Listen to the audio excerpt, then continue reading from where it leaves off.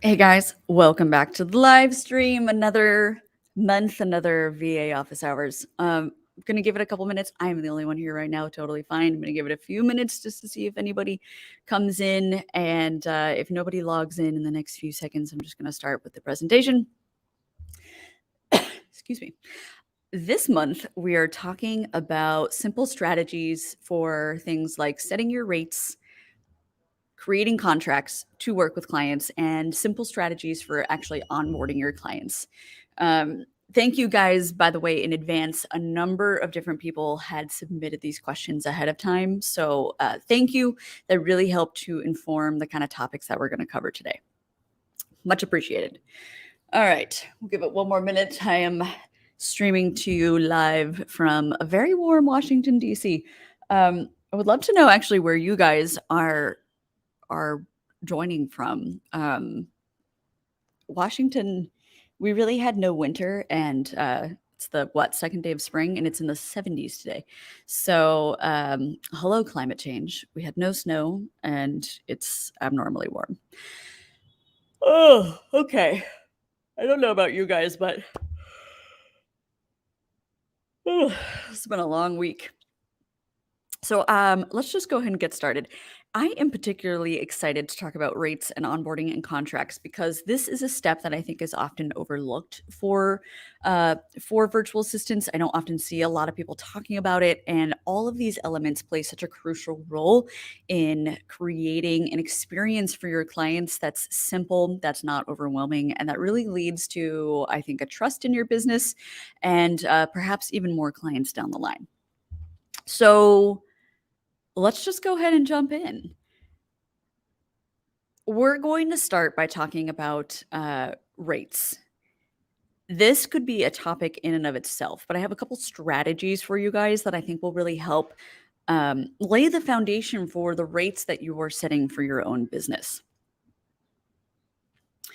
So I think that there are three main determining factors in when it comes to setting rates for your virtual assistant business. The first factor, I think, is taking into account things like your own skill set.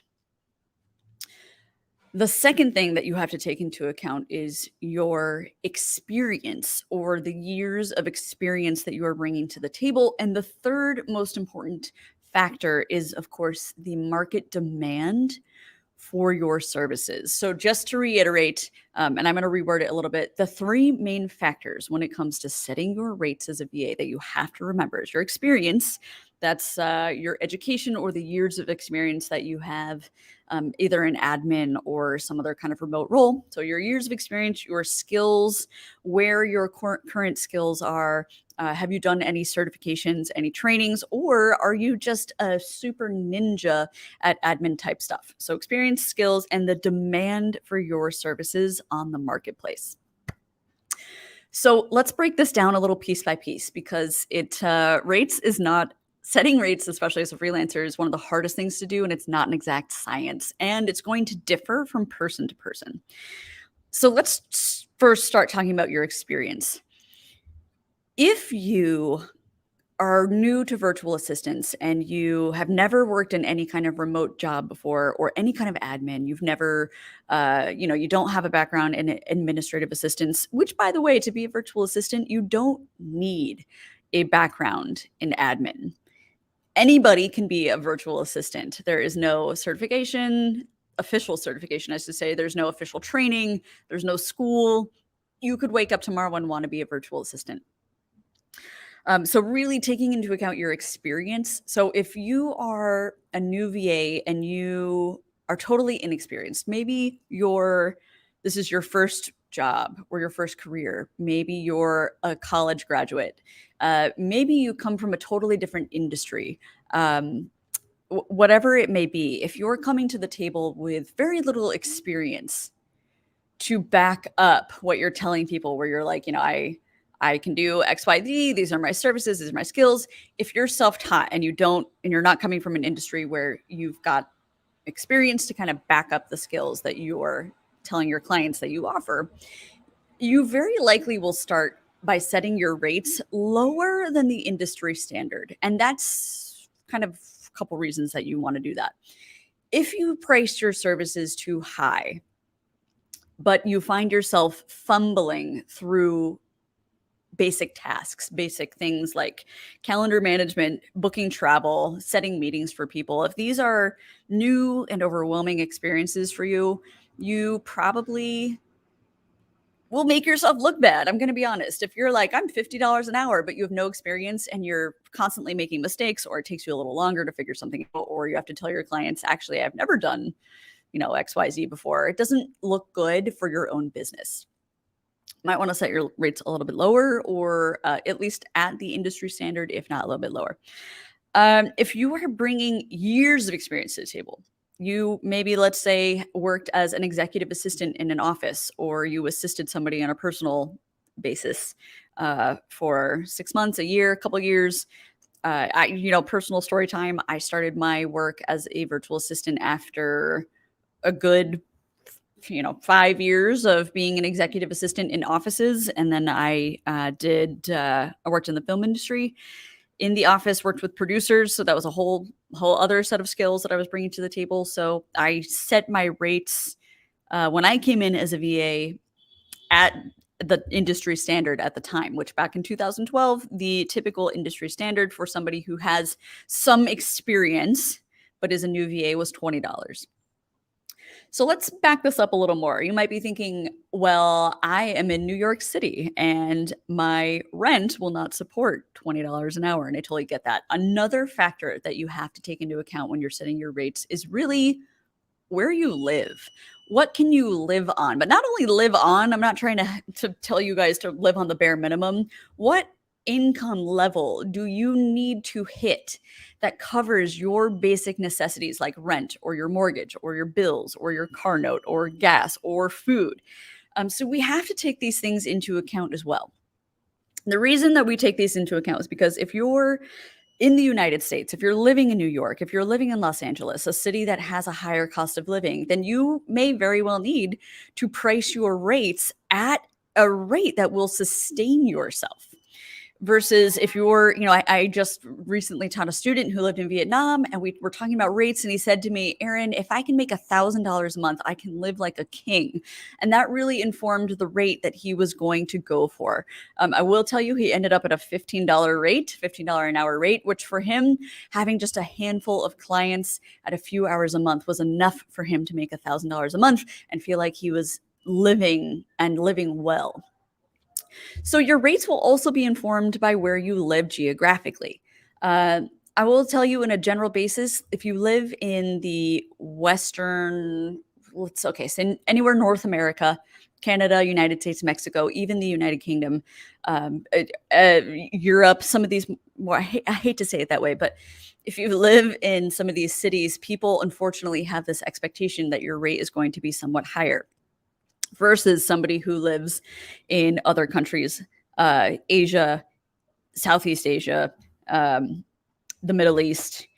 If you are living in other parts of the world, you have to ask yourself, how much money do I need or can I live on? And I hate to say this, but one of my least favorite things that's happening in our industry is that people who do live in geographic areas like this student that I talked to in Vietnam, clients around the world, he was working with all Americans. They unfortunately were trying to really lowball him because they only expected to pay him $5 an hour, which I think is the most horrible thing I've ever heard of. And I hate when clients do that because $5 an hour, he brought years of experience as a virtual assistant. He was an incredible asset to their business. $5 an hour was way too low, which is why after working with one another and working with me, he was able to up those rates and adjust his rates higher for, I think, what he deserved based on his years of experience. But it is something to consider. And that's where this third tier comes in, where I mentioned the third part of setting your rates is the market demand. And it is unfortunate and an unfortunate truth that a lot of American clients these days are unaware, or just honestly, I'll just be really blunt. They're bad clients. They are bad clients, the people who want to winnow you down and charge you $5 an hour just because you live in India or Pakistan or Kenya, or Nigeria. These are not great clients. I'm going to be point blank. But sometimes you might be kind of coming up against this fight. I'll give you another example. I have a student who I'm working very closely with in Lagos, Nigeria, and she is charging $20 an hour. She's working with Americans, and the problem is that there are other people in her same market area, these other new virtual assistants who are coming to the market who also live in Lagos, and they are trying to charge $5 to $10 an hour. Now, these are all very talented people, and the problem is that other clients are saying, well, I've talked to, 3 other assistants in Nigeria, and you're by far the highest. So in the next few slides, we will talk about how to really drive your value and really emphasize rather your value and your skills and your experience. Because I don't want you to have to set yourself at $5 to $10 an hour. I don't want clients to have to browbeat you. And that's where, tip number 2, we're going to talk about pricing strategies. But let me just reiterate that when you're pricing your own services, really truly think about your skills, think about the years of experience that you're bringing, and think about the market. What is a typical market rate in your area? And then where do you fall within those rates? So a typical North American rate starts at anywhere from $20 to $25 an hour. It can go upwards to $30 to $35 if you're bringing years of experience as a virtual assistant. And it can be even upwards of $50 to $100 an hour if you have specialized niche skills that you're offering to your clients. These are things like maybe you can design websites from scratch. Maybe you can design entire social media strategies, including creating the social content, including writing blogs, including getting setting up URLs where you can track the traffic and actually grow clients' social medias. Those kind of niche skills, you can absolutely charge $50 to $100 an hour because those are specialized skills. But again, the thing is that when I talk about rates, I have to keep it general because you who are watching, everything is going to be different based on your skills, your market, your location, et cetera, et cetera. So if you're kind of struggling right now to know where to fall, one of my favorite strategies is perhaps the most simple strategies, and that is to simply Google other virtual assistants in your area. So you can Google things like virtual assistant, New York City, virtual assistant, Lagos, virtual assistant, Vietnam. You can just head to Google, look at other virtual assistants' websites, look at other virtual assistants on social media, find their tweets, find their Facebook posts, find their LinkedIn posts, figure out what they're pricing their services as. And then you can, try to ask yourself, do I look like I bring more experience than this person? Do I look like I bring less? Are they at a $15 to $20 an hour rate? Does that work for me as well? If I charge $20 an hour, can I pay my bills if I have 2, 3, 4 clients a month? So again, pricing strategies, pricing is, again, one of the hardest things that you can do. And which brings me to an interesting point. I'm actually going to skip this dot number 2, strategies, for a second. I'm going to go right to adjusting, because I want to really tell you guys and inform you guys that everything that you do for your business is fixable and flexible. Nothing is set in stone as a virtual assistant. And that is particularly true for rates, because if you price your services too low and you're getting a low quality of clients, like you're getting people who are like, $5 an hour, that's too much, I want to pay you 2. That's not a good client. That is not a person who really appreciates your skill set or your education. But on the flip side, if you price yourself too high and you're like, I charge $50 an hour and I'm a brand new VA without any experience, people might be like, I don't trust you. I don't want to hire you because you have no referrals, or you don't have anyone that I can talk to really figure out if you're as good as you say you are. So 2 things: price too low, you run the risk of getting really bad clients, low quality clients. You price yourself too high and you run the risk of not getting any clients whatsoever because they're going for cheaper people. So you have to find that middle ground. So let's say, for example, you settle on $25 an hour to start, and you get a couple bites, but no one is really willing to pay you that rate yet because maybe you're new. That's okay. Your rates are not set in stone. So if you're finding that you are talking to various people, but when you get to the conversation where you're like, I'm $25 an hour or I'm $30 an hour, and people are a little hesitant or they're like, oh, it's a little bit higher than what I was expecting, you don't have to set those in stone, especially if you really need that first client. You can always adjust your rates accordingly. Maybe for the next 6 months, you charge $20 an hour and see what happens. Maybe for the next 6 months at $20 an hour, you're able to land certain clients. At that point, do the work with your clients, do stellar work, show up every day, be a great virtual assistant. And 6 months from now, a year from now, hopefully less, a few months from now, go to those current clients and be like, hey, we've been working together at $20 an hour. This is what I was hired to do. This is what I'm doing for you. I think my skills have really grown over those last 6 months. And now, starting on X date, my rates are going to be $25 an hour, or my rates are going to be $30 an hour. So adjustability is key. I want to go back to this second point that I had, which is strategies. Again, the best thing about virtual assistants is that nothing is set in stone. And I personally love this about virtual assistants because we, as our own business owners, can make decisions on the fly. We can pivot on the fly. I do it for myself all the time. So let's say you've gone through, you've Googled other virtual assistants, you've figured out, like what is your rate that you need to make in order to earn a living. So let's say you've settled on a rate. And then you talk to a client, and a client is a potential client, and you're like, all right, you guys are doing, the call is going great. They are excited to work with you. You're excited to work with them. And then this conversation about your rates comes up, and you're like, I'm $25 an hour. A few things can happen. Number one, the client ideally would just be like, sounds great. That's a good client. That's somebody who appreciates you and your work and respects you and your business. That's a good client. But occasionally people might say something like, yeah, $25 is a little much for me. And I can't afford to pay you more than $500 a month. You have some options. And this is where the strategy's key point comes in hand. Option number one, you can always say, no, thank you. I'm firm in my rate and I will not be lowering whatsoever. Of course, if you opt not to amend your rate for this particular client, you always have the risk of them walking away.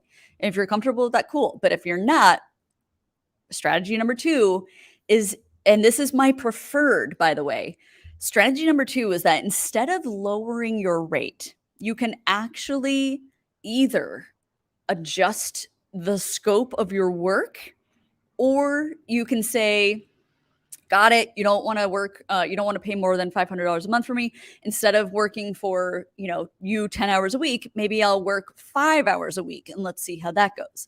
So there's a couple of reasons why I like to amend the scope, which either means you're like, okay, I'll give you another example because I'm excited about this. Let's say a client, and this is a real example, this is a story about myself. A client hired me years ago to do their social media strategy. And this was a huge, huge job for me. They wanted to cap my rate at $3,000 a month, but they wanted a lot of work. And initially, when I was planning out what I could do for them under this $3,000 umbrella, what they asked for was actually taking up my full time. Like I barely had time to work with other clients because I was basically working like 40-hour work weeks on what they wanted. They wanted X amount of posts. They wanted me to be online on Twitter, on Facebook and LinkedIn and YouTube. They wanted me to be on every day, 24/7, nonstop, answering everyone's comments. They wanted me pushing out new content, at least 4 to 5 posts per day. And I was like, this is not possible. So my first thing I did was I said, will you agree to a higher rate? And they said, no. Totally fine. They point blank were like, nope, we can only pay you $3,000 a month. So what I did, instead of saying, no, I can't do this for you, I said, okay, let's actually amend the rate. And instead of doing 4 to 5 posts a day, and instead of being on all these platforms, instead I winnowed it down. So I said, let me focus on Twitter and LinkedIn because those are the main 2 platforms where their clients lived. And then I said, instead of doing 5 to 6 posts a day, I'm going to do 2 posts a day. And we had a little bit of negotiation back and forth, but eventually they agreed. And what ended up being a win-win for the both of us is that their accounts grew, albeit probably a little slower than they had hoped for, but they grew nonetheless. And it helped me amend what I was doing for them so that I wasn't working a full-time job for not enough money. I didn't have to change my rate technically. They were still happy with what they were paying me. Their accounts were growing and I wasn't working 24/7. So that's one of my favorite strategies to do is instead of lowering your rate is to amend the scope so that you're either offering fewer services or you're working a little bit less. Woo. That's one of my favorite strategies of all time. So keep that strategy in mind, by the way, as you, especially if you're a new VA, as you are having conversations with prospective clients, where if you guys are now talking about their budget or your rates, and they're like, you know what, I lost my job. I don't know that I can afford to pay you your rate. Think about different options. One of those being, okay, you'll work a few less hours or you'll offer fewer services. Of course, the second strategy, and again, this is going to really be informed just based on your business and how you want to run your business, because I want you to feel comfortable and authentic to yourself. But really think about if a client says, I can't pay you XYZ, if you want to knock a couple dollars off your rate, go for it. If amending the scope doesn't work for you, or if you're like, I'm afraid to offer fewer services, or I don't like the thought of offering them fewer hours because I need more practice or I need more experience, you can always say, okay, you know what? I hear you. I really want to work with you. And for the next 6 months, I will lower my rate. So that's strategy number 2. You can set a time frame for when you lower your rate. Strategy number 3 is you can offer a phased in approach for a rate. This is a strategy I don't see people really ever talking about. And I've done this with a lot of my international students. I just did it with a student who lives in Pakistan. She was raising her rates to $12 an hour, and a handful of her clients didn't want to go that high. Again, it sucks based on her location. I absolutely hate that the world is doing that. I promise you guys, I am actively trying to change people's mindsets when they hire virtual assistants. Okay, but I'm on a tangent now. So not a lot of her clients wanted to agree to jump from a $5 to a $12 jump. And I guess I can get that. It's a big jump if you're thinking about it in those terms. So instead, I gave her a strategy where I said, offer your clients a phased in approach where every month for the next 7 months, you increase your rate by $1 so that, this month you're charging $5, next month you charge them $6 an hour, the following $7 an hour, and so on and so forth until 7 months from now, you're up to your $12 a month, which is ultimately the rates that you want to be at anyway. She felt really comfortable doing that. She felt like that was a nice way for her clients to ease into it, pay her more money, and eventually she was going to get to the rate that she wanted to be at anyway. So she presented the phased in approach to her clients, and they all 100% agreed to do the phased in approach. So she was super happy because she felt like she was able to raise rates for 3 different clients like that. But they were happy because they felt like, $1 a month is no big deal. And in their mind, they were feeling very comfortable with this. And in her mind, she was comfortable with it too, because she knew she was going to be at her higher rate eventually. So 3 different pricing strategies there for you guys. I love that I just talked 20 minutes on pricing. I could have just done a whole presentation on pricing, but you guys also asked for contracts. So this will be brief. Every virtual assistant needs a contract. I don't care if you're working with your mother. I don't care if you're working with your best friend. I don't care if you're working with your spouse. It does not matter, because contracts protect you and your client. It's not like people, when they think contracts, I think they think of things like, well, if a client doesn't pay me, I can go back to this contract and I can threaten them with legalese. The truth is, and this is a hard truth to swallow, contracts are not going to protect you in the sense that if a client signs a contract and they don't pay you, you're not going to take them to court over a contract. You know why? Because going to court is very expensive and it wouldn't be worth the cost for either person. Like, you'd have to hire a lawyer, you have to go to court. Even if you went to small claims court, it's too expensive. But what a contract does do is a couple different things. It helps you do things like put your rates into writing. and it makes sure that the client agrees to that rate that they see in writing. It makes you put things like your scope of work into writing. Scope of work includes things like your services. What do you offer? What do you not offer? Those two things are, I mean, what you don't offer is just as important as what you do offer. So if you're, for example, a virtual assistant who is doing social media, but your client wants you to write blog posts, maybe they're like, I want you to write a 15,000 word blog post for me. And you're like, whoa, whoa, whoa, we never agreed to that. I don't write custom content for you. You have to have stuff in your contract that informs the client of what you do and don't do. So I do also want you to think about, if you are offering social media, what does that mean to you? Is social media to you saying that you will write and create the content? Will you create graphics? Or does it mean your client will create those things and you will simply post those things to different feeds? You really need to think about that. And it's important that you put those into a contract because it makes sure that everyone is on the same page. So in that sense, it does protect you. It does protect your client because really it's an agreement. It's that you two are coming to a place and a time at the same time where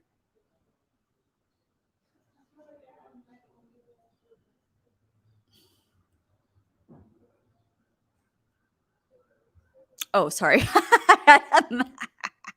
I had to make sure that I was still live and my screen scared me a little bit. So yes, sorry about that. Brain freeze. Contracts are just as important. They really do protect you, just not in the way you think. So I use a service called Indie. I'm giving you the website right here. It's called weareindie.com. The reason that I like Indie is because it gives you, I believe, 2 contracts for free. So this is great if you are just starting out and you've got at least 2 clients. You can create, you create a free account on Indie. Indie is very simple. If you zoom into this particular screen that I'm showing you right now, you'll see that you list yourself as a consultant, and then under the subheading here, it says on the left side of the screen, it says my role as a virtual assistant. So what it's doing is it's custom creating it's creating a template for you, a virtual assistant template. And it's going to walk you through all the things that you really need to be mindful of, like your terms of service. When do you start work with them? What happens if there needs to be a termination? I like to put things in my own contracts, like I will give my clients 2-week notice if I intend to drop them, and vice versa. If they're thinking about firing me, I need to have a 2 weeks notice. So We Are India is great because it's very simple and they make it very easy to put your parameters into the contract. So the reason I bring this up again is because once you have your rates set and you and your client have agreed upon, I think, they're like, okay, I'll pay you, $400 flat fee, or I'll pay you, for 5 hours a week at $20 an hour, whatever you guys have agreed upon, you have to put those into your contract. So the third, and don't forget, it's weareindie.com. The third thing that you guys asked about was onboarding. And I love this because this is not something that I've talked about. But onboarding is the natural step that comes after you set and agree upon your rates, after you sign a contract with somebody. The third part of this step is onboarding the client. Onboarding is just a fancy way of saying that you get your client up to speed, both in terms of how you work, your boundaries. Like your boundaries is stuff like your hours of operation, when can they email you? Like basically, this is just a way for you to give your clients a heads up about how they can contact you. Is it email? Is it phone? Is it, do you guys work by Slack? Do you work on weekends? Now, the reason I wanted to save so much time to talk about onboarding is because this is, I think, where a lot of virtual assistants mess up. So another story time. I had a client who was really struggling with holding, when I say I have a client, I have a student. I had a student in the past who worked with her She hired me explicitly because she couldn't hold on to her clients. So basically, she came to me and she had said, I have signed 2 clients, and when I get to the onboarding part, they just ghost me. So she never actually gets to start work with them, and they never actually pay her anything. And that is probably the worst place to be, because you're all excited about a client and then they just ghost you when they're gone. So I asked her what her process was. And when we got to the onboarding process, I thought, aha, light bulb moment. This is probably where you're losing people. And that's because her onboarding process was insanely confusing and overly complicated.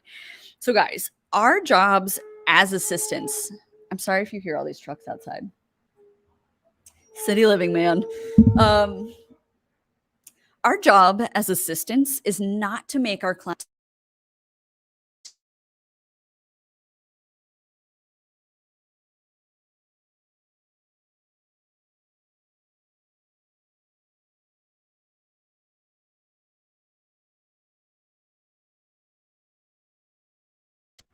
You guys, oh my God. All right. My mic was muted. I'm back.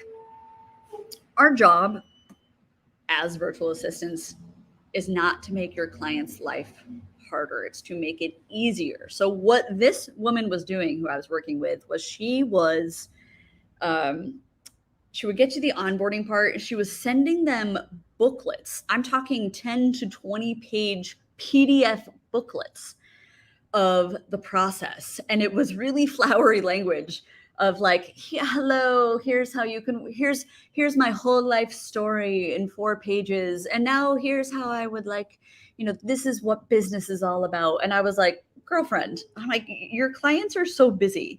They don't have time to read 4 pages about where you grew up. And also, that's irrelevant. I'm not going to say that your clients don't care about you. They will get to know you naturally as a person, but like think about you when you go to a gym membership. For example, if you sign up for a membership, do you want a 50-page booklet where it's like, here's the history of our gym and here's how to use every single machine? Would you ever read that? No, you would not. You would literally throw it in the trash and you'd be like, just show me what I need to know so I can get started. And that's the same role that we play as assistants. So that was a huge mistake that she was making. So I have this acronym KISS. I did not make this up. It's called Keep It Simple, Stupid. When you are onboarding clients, I don't want you to overcomplicate your process. I don't want you to send them to a separate link that they have to click on to create, to answer 4,000 questions to create information about them. I don't want you to send them 10-page PDFs about the types of services they can be delegating to you. That will all come naturally. As you work with people, you two will get to know each other and your workflows and your expectations naturally. But don't overcomplicate it right off the bat. Otherwise, they're not going to read that book. They're not going to fill out any links. They're not going to fill out 40-page Google Sheets. Just keep it simple. Here's an example of my onboarding process. My process is simple. I send them this email. What you're looking at right now is my actual welcome letter for clients. Even this, in some ways, is probably a little too long, but this is where I'm at right now. Basically, you want your onboarding to be a recap of everything you guys have talked about, and you really want it to communicate certain things like your hours of operation, how you get paid, how your clients can reach you, and most vitally important, look on the bottom, next steps. So my email actually is just a reiteration of my contacts so that they can get in touch with me.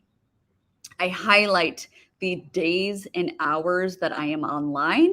This is a crucial part of your onboarding so that you can remind them whether you work online during the weekends, at late nights, whatever your time zones are, you have to put it in there so that there's no confusion.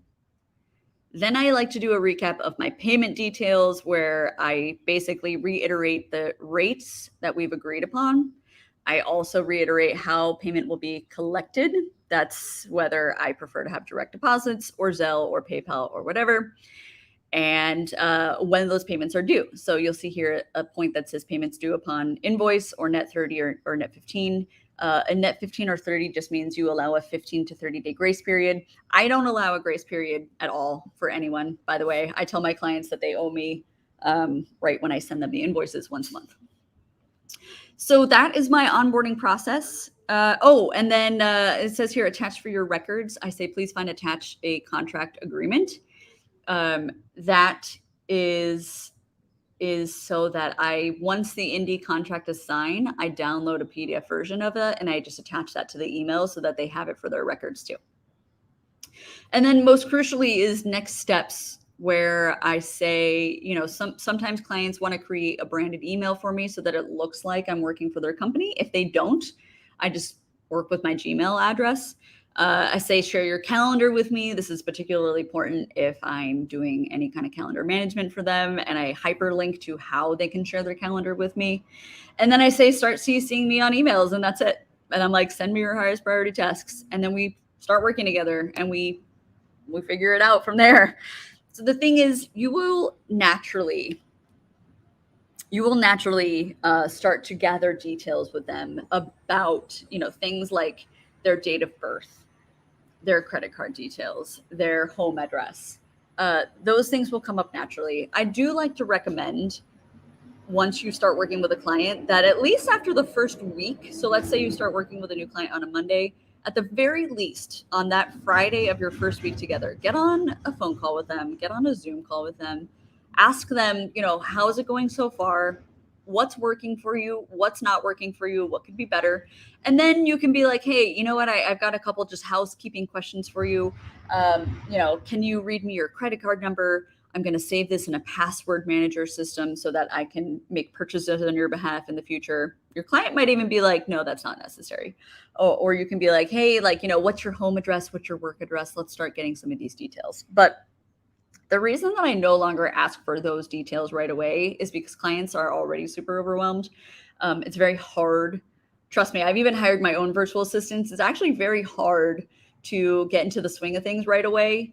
Particularly if your client has never worked with a VA before. If you send them a million to-dos, it's going to be very overwhelming for them. So we really need you to handhold them and to think about, what works for you, what's simple. So just keep that in mind. Clients are already overwhelmed. Keep it simple, stupid. Don't overcomplicate it. Basically, the whole process is you set your rates. You talk to a prospective client, you agree upon terms like working X number of hours a month or for X amount of flat fee a month. You put the contract together in Indy, which again is super simple because they really walk you through it step by step. And after they sign the contract, you send a welcome email that's just like, hello, thank you, can't wait to get started with you. Just reiterating, these are my hours of operation. This is how much I'm charging you. This is when I get paid. I'm attaching the contract for your files. And next steps, add me to your calendar and start CCing me on tasks. And that is a way more simplified process. That's basically a 2-step onboarding process. That is my real process. In the last 10 years, clients have really enjoyed it because it's so simple. Anytime I try to overcomplicate it, things kind of fall apart. So I want you to keep that in mind. And I want you also to be able to just know that, again, nothing is set in stone. So if you've created a process that you think works for your business or you enjoy, even if it's a little more complicated than my own process, maybe it's a 3-step process, whatever it is, if it's not working for you or if it's not working for your clients, the best thing about our business and as a business owner is that you get to pivot. So don't be afraid to make changes quickly. If something is not working, you can change it, no problem. All right, the last thing that I want to share before we hop off this live today is I do have some big news coming up over here. I know you guys are part of this membership on YouTube, but I'm actually moving the membership off of YouTube and over to my own proprietary website because I am launching a membership website where every week, indefinitely, I already have an entire year's, that's 52 weeks of content planned out for virtual assistants. And it's going to walk you through things in more detail, in greater detail than we even went through today, for things like setting your rates and writing out those contracts and onboarding. And then how do you find your first clients? How do you find niches? How do you then find niches that will allow you to increase your rates? How do you function as a business? Are you a sole proprietor? Are you an LLC? What does that mean in terms of taxes? How do you find skills that are in demand, or industries, especially as things change from year to year, because industries do. So instead of doing online courses anymore, I'm moving to that weekly membership site. The other reason that I'm very excited about this particular membership site is because, in addition to the videos that I make once a week, I'm also going to be interviewing experts in certain things. So for example, one of the weeks on our membership site, we'll be talking about the importance of personal branding and how to build your own personal brand. I'm going to be interviewing a personal branding expert who's worked with NBC and CBS. And so this woman and I are going to be talking about how you can be taking away her key lessons. I mean, she went to grad school for personal branding, and she's going to be distilling lessons for us, so you can really hone in on how you can be building your own personal brand as a virtual assistant. So I'm going to be sending out interviews with people like that.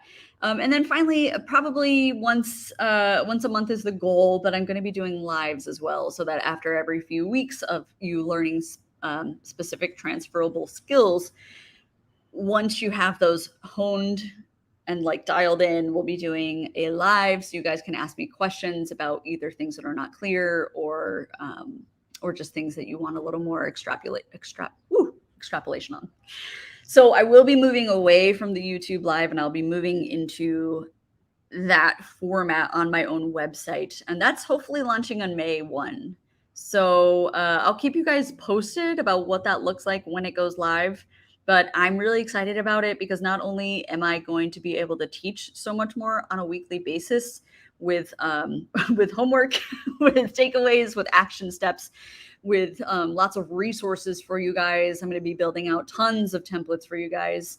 And this is all going to be new, by the way. Nothing that I'm building for this new membership, none of this exists anywhere else. It's not on any of my courses. It's not on any of my videos for YouTube. It's all brand new information. But I'm mostly excited about the interviews that you guys will have access to, and then the live streaming where you guys can ask me questions about your business. So big news. I just wanted to tell you guys that is coming down the pipeline soon. All right, so thank you for tuning in this week. This will be up for members to rewatch at a later time. So leave me comments, leave me questions if something wasn't clear. Thank you so much for joining me today, and I'll be in touch.